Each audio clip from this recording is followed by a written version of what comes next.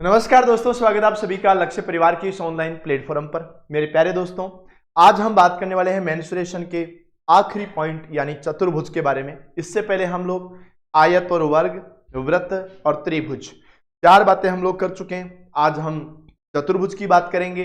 अगली कक्षाओं में हम घन, घनाभ, गोला, बेलन, शंकु की बात करेंगे। तो मेरे प्यारे भाइयों, आज के सेशन के लिए आप सभी तैयार हो जाइए और सभी ने अगर शेयर नहीं किया तो शेयर कर देना, लाइक नहीं किया तो लाइक कर देना।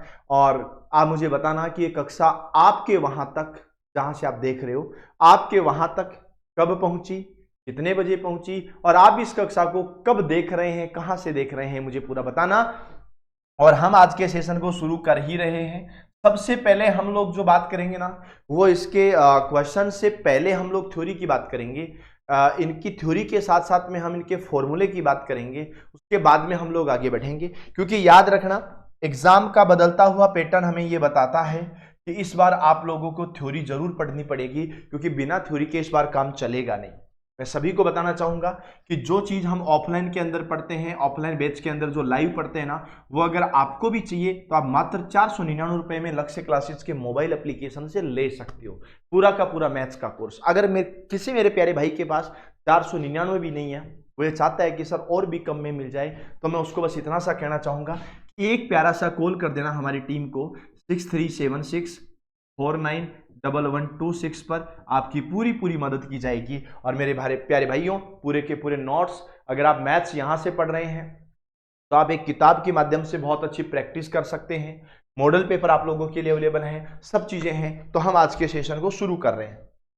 आप सबसे पहले देखना कि हम लोग जो पढ़ रहे हैं वो चतुर्भुज है।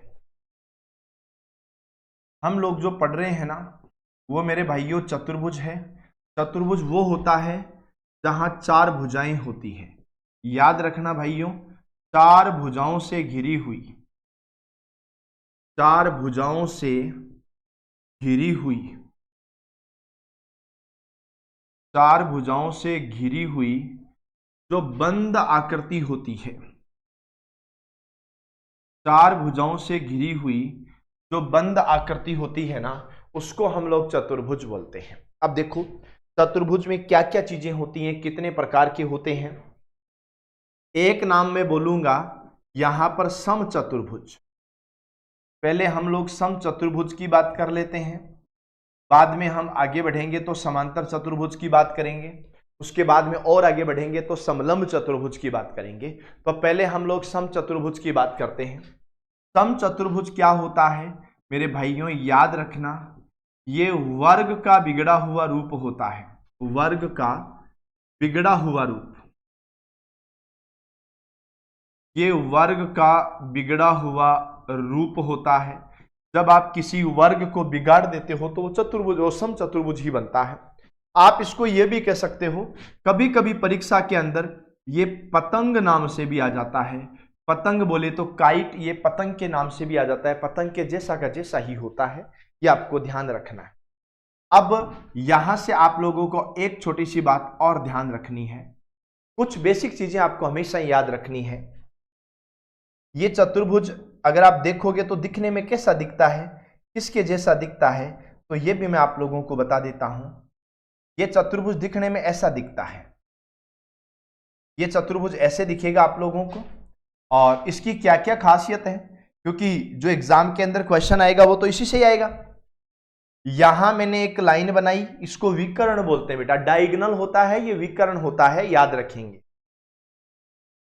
यहां भी एक और विकर्ण बनाया। पहली चीज याद रखना, ये जो सम चतुर्भुज होता है ना बच्चों, सम चतुर्भुज, तो मेरे भाइयों याद रखना, ये जो सम चतुर्भुज होता है ना, यहां पर विकर्ण, यहां पर विकर्ण एक दूसरे को, यहां पर विकर्ण एक दूसरे को समान दो भागों में काटते हैं, समान दो भागों में काटते हैं। ये लो, इसका मतलब मैंने ये नहीं कहा है कि आपका सम चतुर्भुज होता है उसके अंदर दो विकर्ण होते हैं, दोनों समान होते हैं, मैंने ऐसा नहीं कहा है। मैंने ये कहा है कि जब ये काटेंगे ना, तब दोनों को एक दूसरे को समान भागों में काटेंगे। मतलब जितना हिस्सा ऊपर वाला होगा उतना ही नीचे वाला होगा, जितना ये होगा उतना ही ये होगा। और याद रखना एक छोटी सी बात और, विकर्ण आपस में 90 डिग्री का कोण बनाते हैं। विकर्ण आपस में 90 डिग्री का कोण बनाते हैं। मतलब याद रखना कि हमारा जो समचतुर्भुज है, मैं आगे बात करूंगा समांतर की भी, वहां आपको कुछ नहीं कहूंगा, पहले इसको समझो। हमारा जो समचतुर्भुज है ना, इसके विकर्ण एक दूसरे को 90 डिग्री पे काटेंगे। ये लो चलो बच्चों, ये 90 डिग्री पे काट दिया। यहां का कोण कितना डिग्री बनता है ये हमसे कोई नहीं पूछता, और ये कभी फिक्स भी नहीं होता है। लेकिन एक चीज और सोचो, आज के कुछ दिनों पहले हमने एक बात करी थी कि वर्ग के विकर्ण भी एक दूसरे को 90 डिग्री पे काटते हैं, समचतुर्भुज के विकर्ण भी एक दूसरे को 90 डिग्री पे काटते हैं। समचतुर्भुज की भी सभी भुजाएं समान होती हैं। हमने कहा वर्ग का बिगड़ा हुआ रूप होता है ये, है ना। याद रखना ये जो समचतुर्भुज होता है ना, इस समचतुर्भुज की सभी भुजाएं जो होती है ना बच्चों, वो समान होती है।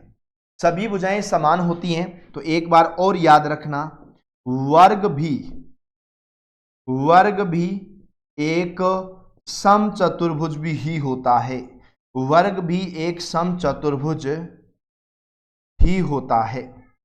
अगर आपके सामने कोई वर्ग रखा जाए, वर्ग परोसा जाए, तो बोल देना ये वर्ग है, ये अपनी जगह वर्ग है, लेकिन इस वर्ग को हम लोग समचतुर्भुज भी बोल सकते हैं, ये ध्यान रखना है। चलो मैं आगे की बात और करूं तो यहां पर देखना, ये हमारा प्यारा सा समचतुर्भुज बना, और हम इस प्यारे से समचतुर्भुज के साथ क्या क्या कहानियां करते हैं ये हम लोगों ने यहां लिखा। और अब हम यहां से एक विकर्ण बना देते हैं। ये हम लोगों ने विकर्ण बना दिए, 2 विकर्ण हम लोगों ने यहां से बना दिए। और ये जो 2 विकर्ण हम लोगों ने बनाए ना, देखो ये कोण आपस में 90 डिग्री के हैं, आपको ध्यान रखना है। इस भुजा के बराबर ये भुजा है, इस भुजा के बराबर ये भुजा है, और हमने सभी भुजाओं के अंदर सेम साइन रखा है। इसका मतलब चारों भुजाएं समान हैं, ये भी आपको ध्यान रखना है। और ये जो विकर्ण है इसको मैं डायगोनल नंबर 1 बोल सकता हूं, और ये जो विकर्ण है इसको मैं डायगोनल नंबर 2 बोल सकता हूं। मतलब एक जो होता है वो विकर्ण नंबर 1 होता है, एक जो होता है वो विकर्ण नंबर 2 होता है। ये आपको ध्यान रखना है। क्लियर है, डंडनाडन है। दूसरी मेरी एक बात और समझने की कोशिश करो, मैं आपको एक बात और बताता हूं कि देखो यहां पर जहां मैं एक मार्कर चलाता हूं, देखो ध्यान से समझना, बड़े प्यारे तरीके से यहां से स्टार्ट करो और इसको यहां कंप्लीट कर दो। यहां जब कंप्लीट करोगे ना तो आपको एक पता लगेगा कि जब ये कोण 90 डिग्री का बनता है तो इसको हम लोग कर्ण कह सकते हैं। और ये जो भुजाएं बनी ना अपने आप में, ये और ये भुजाएं बन गई बच्चों आधार और लंब। मतलब यहां एक समकोण त्रिभुज बन गया। तो याद रखना चार समान क्षेत्रफल, 4 समान क्षेत्रफल के समकोण त्रिभुज, 4 समान क्षेत्रफल के समकोण त्रिभुज ये जब मिलते हैं तो एक चतुर्भुज बनता है। इसके अंदर 4 बने हुए हैं, ये ध्यान रखना। और जब समकोण त्रिभुज बन ही गया तो यहां पर एक प्रमेय जो लगेगी वो भी तो लगेगी ना, कौन सी? पाइथागोरस प्रमेय। यहां पर पाइथागोरस प्रमेय भी लगेगी, इतना भी आप लोगों को ध्यान रखना है। क्यों भाई पाइथागोरस क्यों लगेगी? तो भाई पाइथागोरस लगने का कारण ही यही है कि पाइथागोरस वहीं लगती है जहां समकोण त्रिभुज होता है, और तो पाइथागोरस कहां लगेगी। तो देखो इतनी सी बातें आपको याद रहेगी। दूसरी चीज, अगर आपको इसका परिमाप निकालना है तो याद रखना परिमाप के लिए इतना ही करना, चारों भुजाओं का योग। परिमाप जब भी पूछे तो बता देना चारों भुजाओं का योग जो होता है ना वही हमारा परिमाप होता है। एक एक लाइन पढ़नी है, ध्यान रखना, क्योंकि जब परीक्षा में प्रश्न पूछे जाते हैं ना तो आपके सामने थ्योरी वाले क्वेश्चन आएंगे और थ्योरी वाले क्वेश्चन से बच के कैसे निकलना वो आपको ध्यान रखना है ना। अगर इसका क्षेत्रफल निकालना है ना तो एक काम करेंगे, आपको लगाना है 1/2 गुणा d1 और गुणा में d2। यानी आपको क्षेत्रफल निकालने के लिए तरीका क्या लगाना है, 1/2 गुणा विकर्ण पहला गुणा विकर्ण दूसरा। आपको केवल इतना सा करना है, इसके अलावा और आपसे कुछ नहीं पूछेंगे। यह हमारा कौन सा हुआ, समचतुर्भुज हुआ। इसमें एक चीज और याद रखना, इसमें जो आमने सामने की भुजा होती है ना, कौन सी भुजा, आमने सामने की जो भुजा होती है वो आमने सामने की भुजा मेरे भाइयों समांतर होती है। आमने सामने की भुजा कैसी होती है, समांतर होती है, यानी पैरेलल होती है। अब मैं थोड़ा सा चल लेता हूं एक बार डिस्कस करने के लिए कौन से चतुर्भुज की तरफ है, समांतर चतुर्भुज की तरफ है। क्योंकि जब हम लोग क्वेश्चन करेंगे ना तो समचतुर्भुज के क्वेश्चन भी आएंगे, समांतर चतुर्भुज के क्वेश्चन भी आएंगे, समलंब चतुर्भुज के क्वेश्चन भी आएंगे, सभी के क्वेश्चन आएंगे। तो हम लोग अब बात कर लेते हैं एक बार। इधर देखो, ये कौन सा होता है इसकी जानकारी भी मैं आप लोगों को दे देता हूं, है ना। कौन से वाले को हम समांतर चतुर्भुज बोलते हैं, ये देखो। ऐसा अगर कोई चतुर्भुज तुम लोगों को कहीं दिख जाए ना, ऐसे चतुर्भुज को हम लोग क्या बोलेंगे,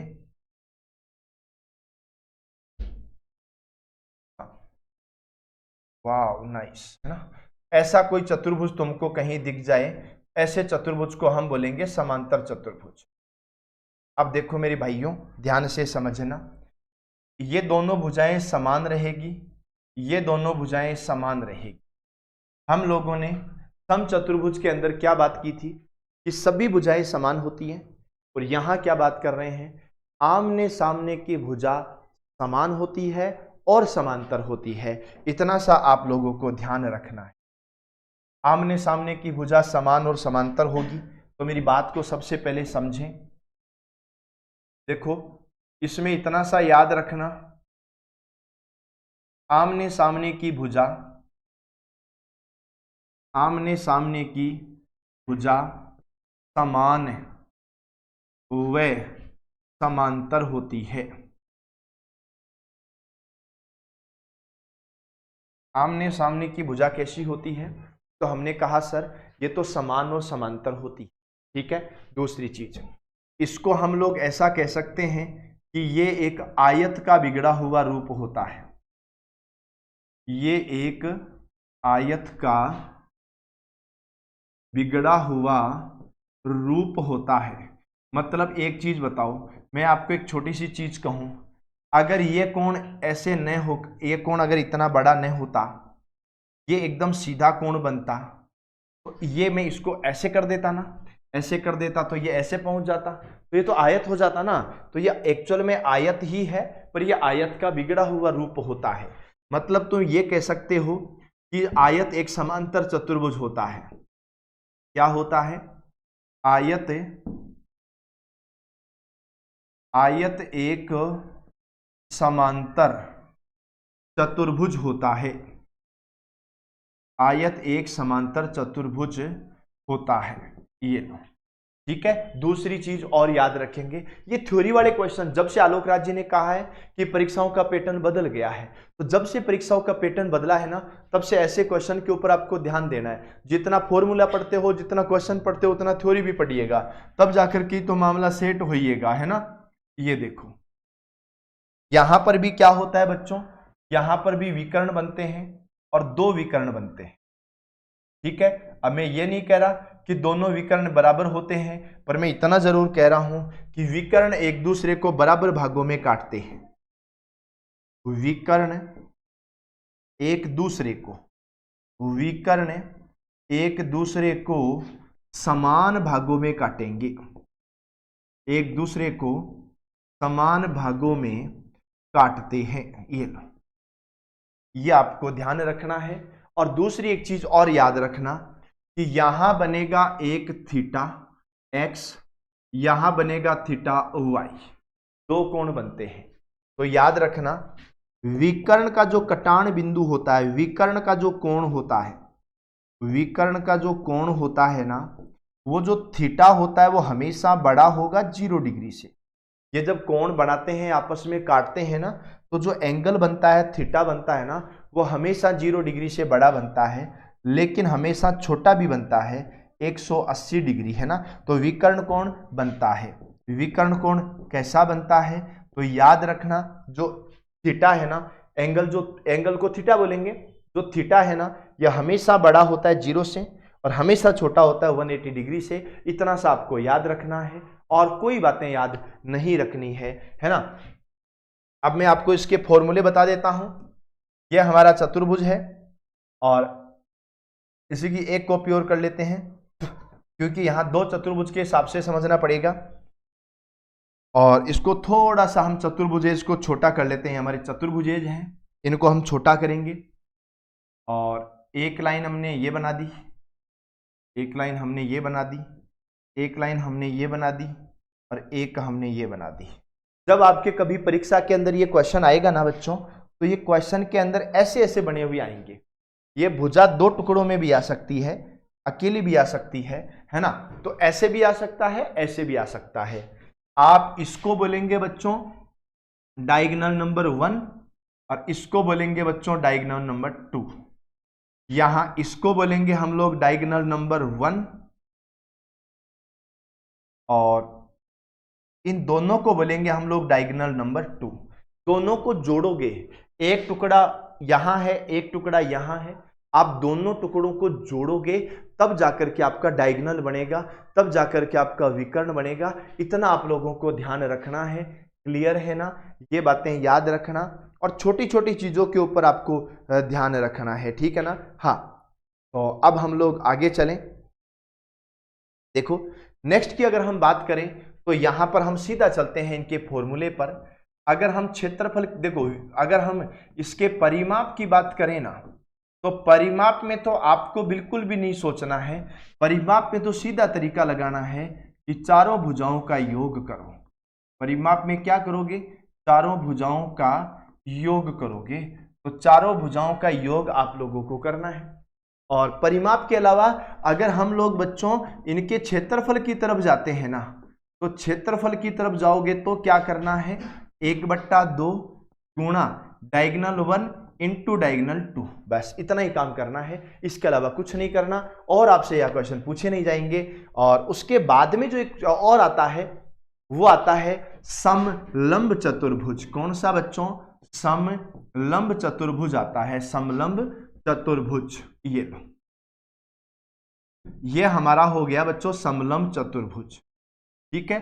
अब हम लोग समलंब चतुर्भुज की अगर मैं बात करूं ना तो देखो बनता कैसा है, पहले मेरी बात को समझो। ये समलंब चतुर्भुज ऐसा बनता है, ठीक है ना।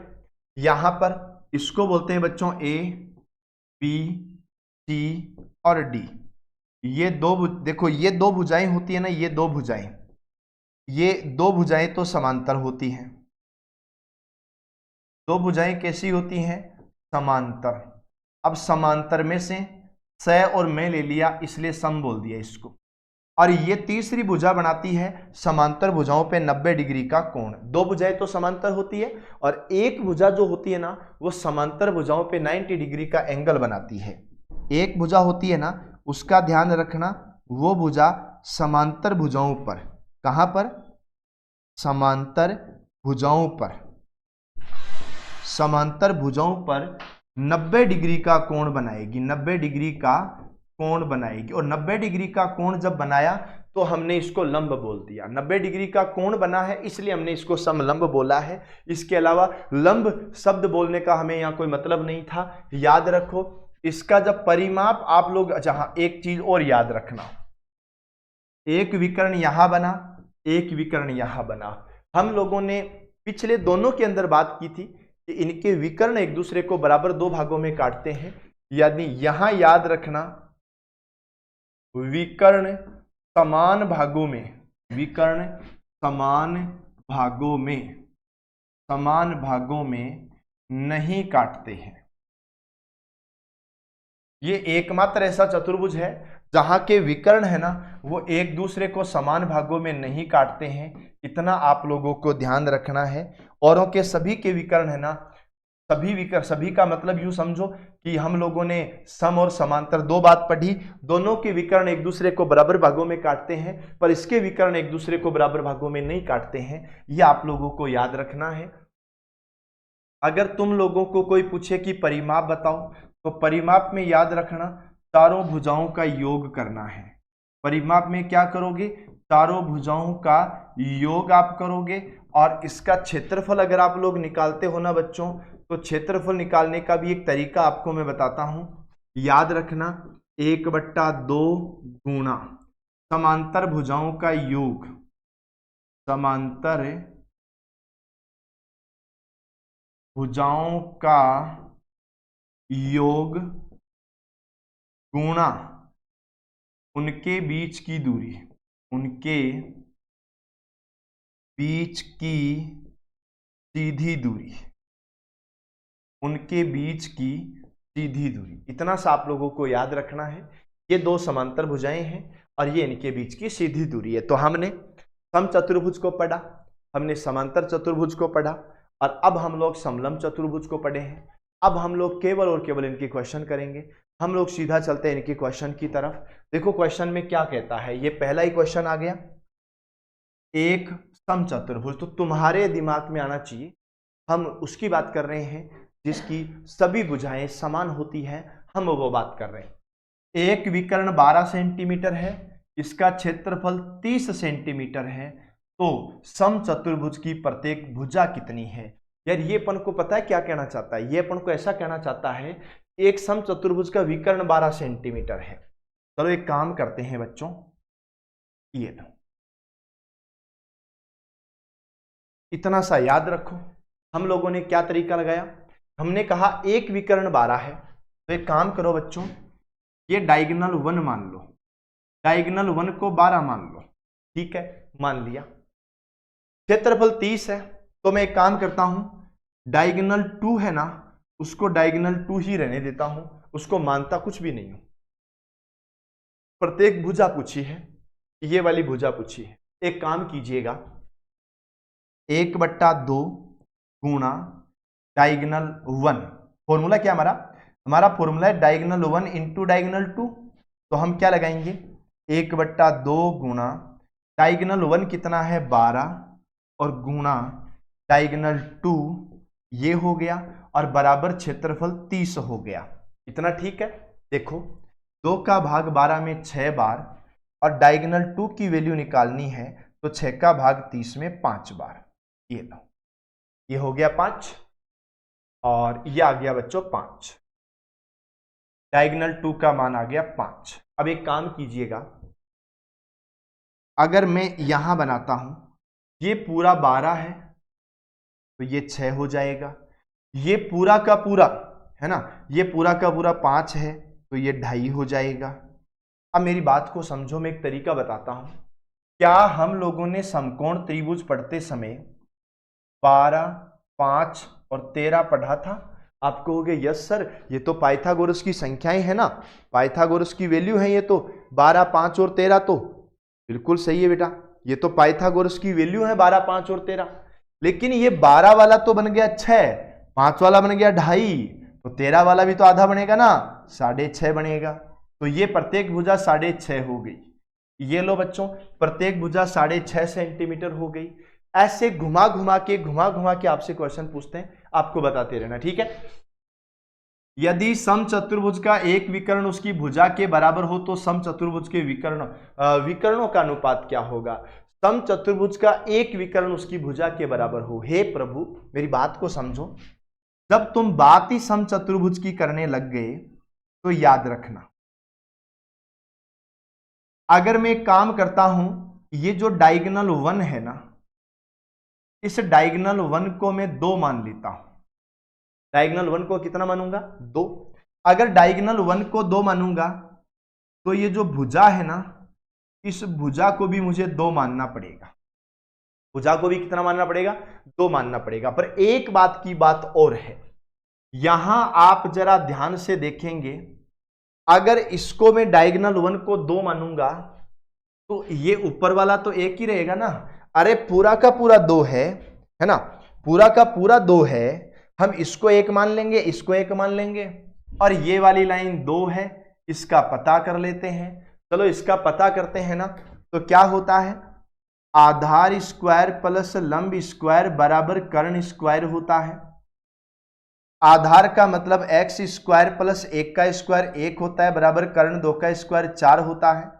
एक्स स्क्वायर का मान 1 उधर जाके माइनस हो गया, ओनली एक्स का मान √3 आ गया।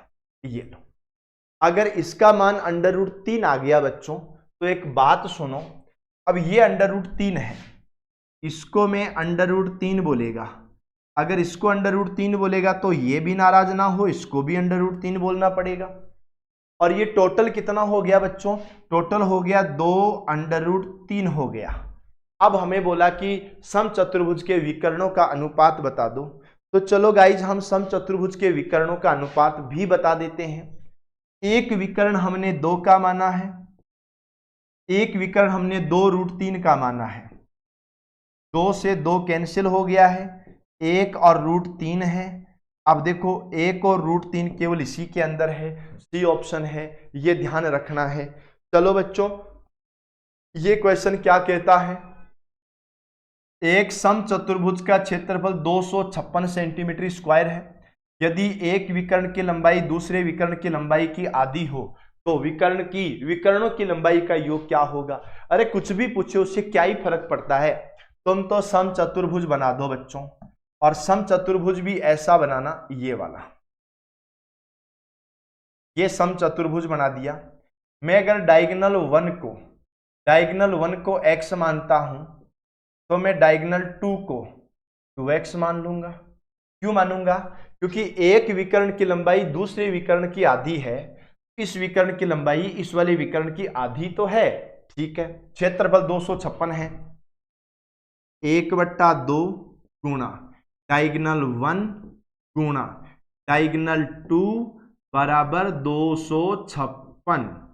2 से 2 कटा, x गुणा x स्क्वायर होगा, x स्क्वायर का मान 256 होगा, अकेले x का मान √256 हो जाएगा, तो √256 का मान 16 होगा, अकेले x का मान 16 आ गया। मतलब याद रखो, ये तो 16 का है और ये 16 गुणा 2 32 का है, तो विकर्णों की लंबाई का योग कितना होगा, 16 + 32 होगा, और 16 + 32 होता है मेरे प्यारे भाइयों 48, और 48 हमारा राइट आंसर हो जाएगा, डी ऑप्शन हो जाएगा। बस इतना सा आप लोगों को ध्यान रखना है।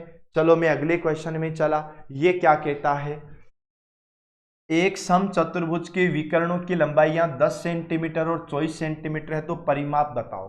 बेटा परिमाप आप लोगों से पूछा है ना, पहली याद रखना, यहां हमें दिया है समचतुर्भुज, क्या दिया है बच्चों, समचतुर्भुज, जिसकी क्या होती है, चारों भुजाएं, जिसमें चारों भुजाएं क्या होती है बच्चों, समान होती है। एक ऐसा चतुर्भुज जिसकी चारों भुजाएं समान हो, उसे समचतुर्भुज बोलते हैं। चलो मैं डायग्राम बना के बता देता हूं आपको, आप ध्यान से समझना।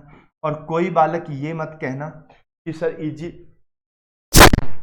इजी क्वेश्चन करवा रहे हैं। एक्चुअल में क्या होता है, सबके सब में PYQs ही करवा रहा हूं और प्रीवियस ईयर पेपर्स के क्वेश्चन ही करवा रहा हूं। आप जरा देखेंगे, इसको मैं अगर डायगोनल 1 मानता हूं तो 10 है, और इसको अगर मैं जैसे डायगोनल 2 मानता हूं ना तो 24 है।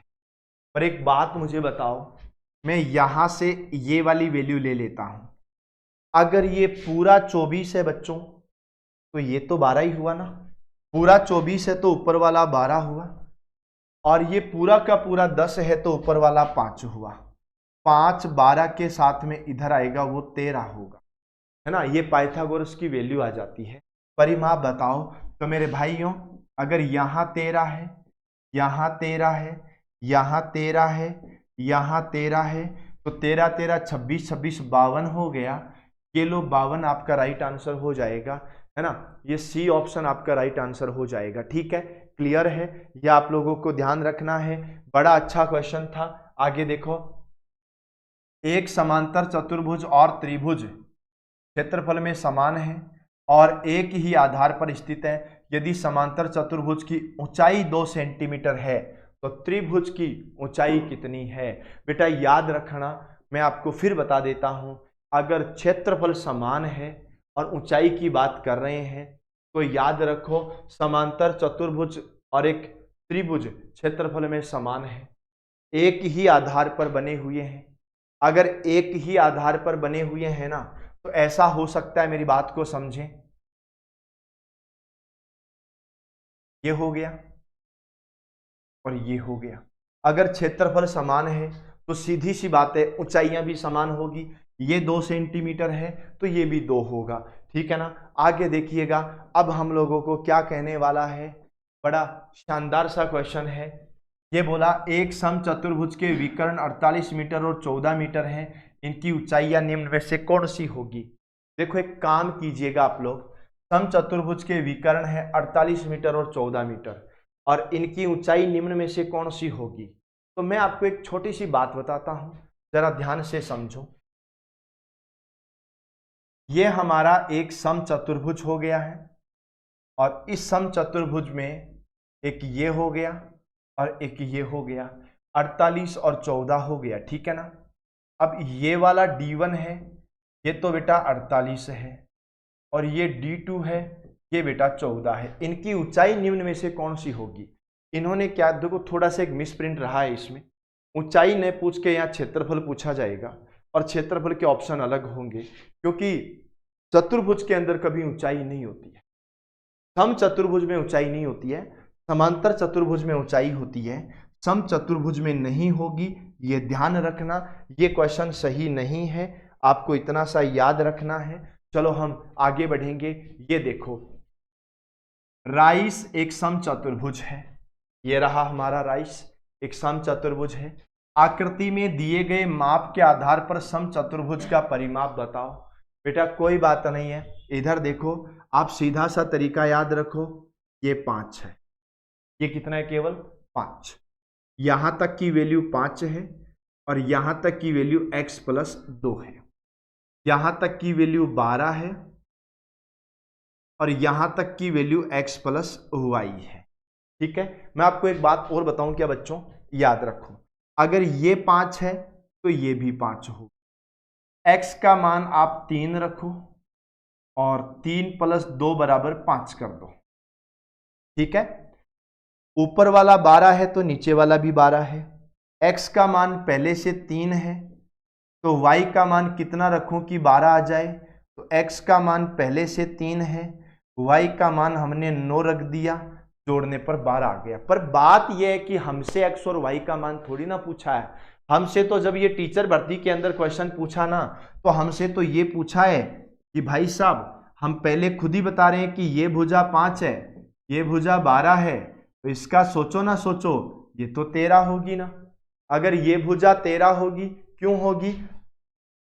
क्योंकि यहां पर लग रही है पाइथागोरस प्रमेय, पाइथागोरस प्रमेय लग रही है। पाइथागोरस थ्योरम जो होती है वो क्या होती है?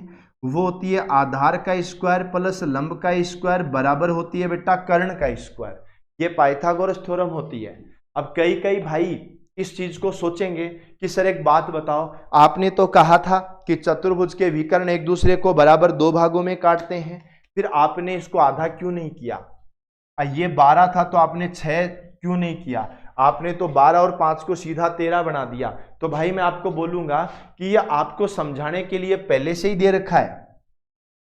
आपको यहां 5 लिखने का मतलब है कि इधर x + 2 भी लिखा हुआ है। इसका मतलब यह है कि इधर इधर तो x + 2 है और इधर इधर 5 है, और इधर भी देखो, इधर इधर 12 है और इधर इधर x + y है। ऐसे आप लोगों को पहले से बताया है, तब जाकर के आप लोगों का काम होगा ना।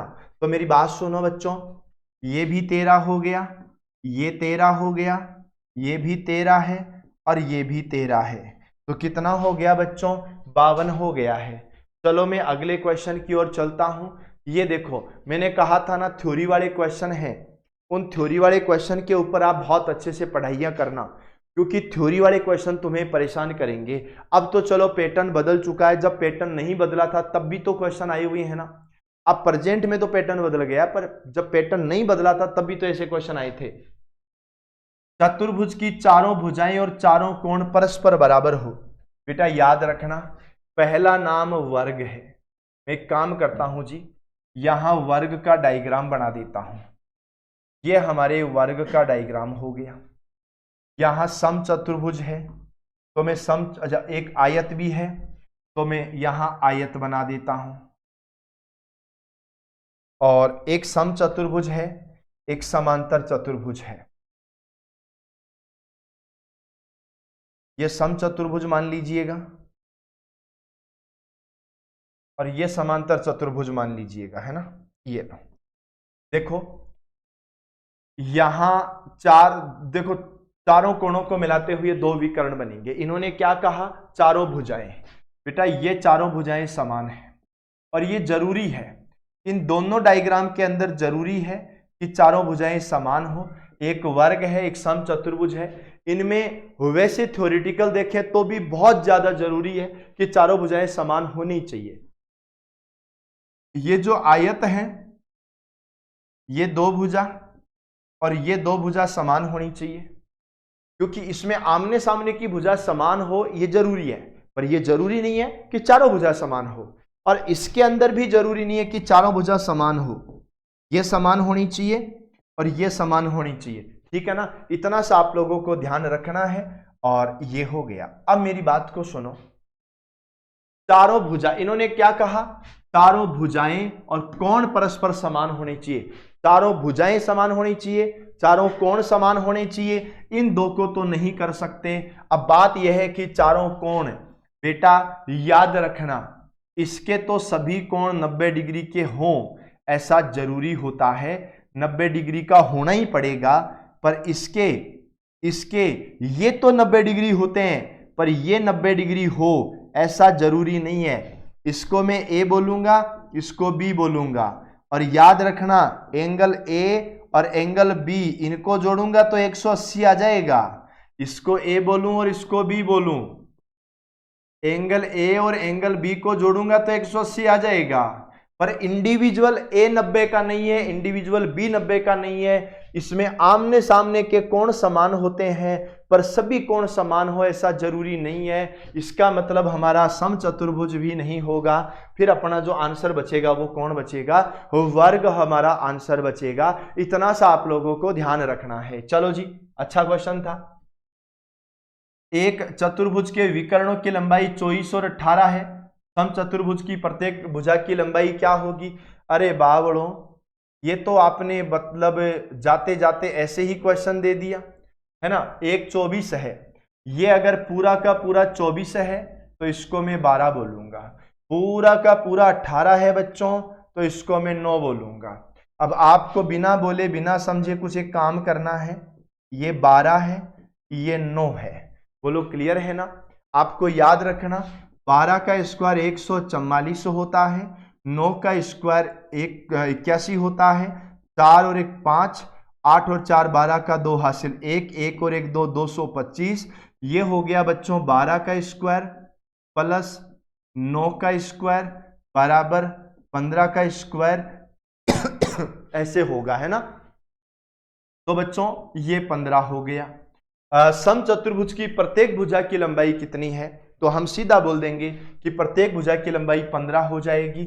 आपको बिना सोचे समझे आगे बढ़ जाना है।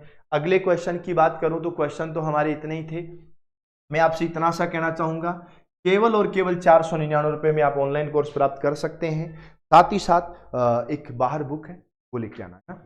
हाँ, एक मैं आपको बुक भी बताने वाला हूं कि मैथमेटिक्स की किताब है, बहुत शानदार किताब है, ठीक है। बिल्कुल थ्योरी के साथ में है, 0 से लेकर के एंडिंग लेवल तक की है। और ये बहुत प्यारी सी किताब आपको लक्ष्य क्लासेज के मोबाइल एप्लीकेशन और आपके नज़दीकी बुक स्टोर पर ये आराम से आपको अवेलेबल हो जाएगी। इस किताब के अंदर बहुत खूबियां हैं। सबसे पहले आप देखेंगे तो आपका जो सिलेबस है वो इजी से लेकर के हार्ड की तरफ बढ़ता हुआ सिलेबस हमने यहाँ प्रिंट किया। मतलब आप शुरू से टॉपिक को कवर करते रहो, आराम से इसको पढ़ते रहो। फिर देखो क्या किया है कि जितने भी टॉपिक हमने लिए हैं सब टॉपिकों की सबसे पहले हमने थ्योरी कवर की है, क्योंकि जब तक थ्योरी कवर नहीं करोगे ना तब तक उसके क्वेश्चन कवर नहीं होंगे। थ्योरी भी हम लोगों ने टाइप वाइज ली है। टाइप वाइज थ्योरी को खत्म करने के बाद जैसे टाइप के साथ, उसके बाद में क्वेश्चन नंबर 1 से लेकर के 50 तक, 1 से 50 मैंने वो क्वेश्चन दिए हैं जिनका सॉल्यूशन इसी किताब के अंदर है। ठीक है, ये ध्यान रखना। फिर हमारा अगला टॉपिक शुरू होगा। मतलब ये एक छोटी सी किताब आपको एलडीसी के अंदर गणित में बहुत शानदार क्वेश्चन दे देगी। तो आप सभी साथी बहुत बढ़िया तरीके से तैयारियां करते रहें। किसी भी प्रकार की कोई दिक्कत हो तो आप मुझे बताते रहें। डेली शाम को 6 बजे लक्ष्य जूनियर के यूट्यूब चैनल पर हमारी कक्षाएं आती रहेगी। और ये जो नोट्स है ना, चाहे वो आपका जीके वाला पेपर हो, चाहे वो आपका साइंस का पोर्शन हो, चाहे वो मैथ्स का पोर्शन हो, चाहे मेरे प्यारे भाइयों हिंदी की बात हो, चाहे वो इंग्लिश की बात हो, इंडिविजुअल बुक मिलेगी ना वो थोड़ा सा एक एक्स्ट्रा अमाउंट के साथ मिलेगी। सभी बुक आपको 799 रुपये में मिल जाएगी। और वैसे देखें तो एक बुक का 199 रुपया है। डिलीवरी चार्ज एक्स्ट्रा नहीं, आपके घर तक उसी चार्ज में पहुंचेगी। और 10 मॉडल पेपर आपके पेपर 1 के हैं, 10 मॉडल पेपर आपके पेपर 2 के हैं, है ना। इसमें आपका प्रथम प्रश्न पत्र है जिसमें गणित, जीके और विज्ञान है, इसमें हिंदी और अंग्रेजी है। ये सभी लक्ष्य क्लासेस के मोबाइल एप्लीकेशन पर अवेलेबल है। और ये हमारे पीवाईक्यूज हैं। बहुत ही जल्द हमारी मैथ्स की पीवाईक्यूज में आने वाली है, तो टेंशन नहीं लेना। ये सभी किताबें आपके लिए बहुत ज़्यादा महत्वपूर्ण हो जाती हैं। और ये सभी लक्ष्य क्लासेस के मोबाइल एप्लीकेशन आपके नज़दीकी बुक स्टोर पर आसानी से उपलब्ध हैं, वहाँ से आप प्राप्त कर सकते हैं। आज के लिए इतना ही, मिलते हैं कल आयतन के साथ में। और आयतन में भी घन घनाभ, गोला, अर्धगोला, बेलन, शंकु, वही 5 कक्षाओं के अंदर हम इसको पढ़ेंगे। तब तक के लिए सभी को ऑल द बेस्ट।